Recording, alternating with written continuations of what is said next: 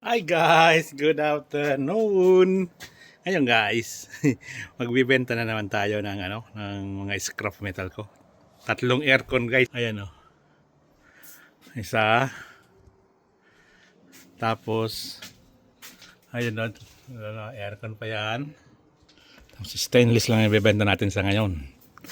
Yung mga ayan oh, tatlong aircon 'yan guys oh. Ngayon, titignan natin kung magkano mabenta natin yan, nabawasan na yung scrap yard ko. Tapos mamaya, ibenta natin itong battery. So, wala nang space kasi guys eh. Oo. Ayan guys, nakita nyo na yung aking napulot na paso. Mga mukhang tao yan, lilinisin ko yan, re-restore ko guys. Babrasin ko yan. Tapos, yun. Titignan natin kung paano natin magagawa yan. Blue yan, puro wire yan guys, na katulad ganito oh. Puno na guys. Sunod natin ibenta yan. Natin kung magkano mabibenta natin guys. So let's go. Let's go guys. Abangan nyo ako dun sa junk shop. Bye bye. Tara guys, punta na tayo. Alamin natin kung magkano mabibenta natin dun sa tatlong aircon. Saka stainless. Let's go. Tony.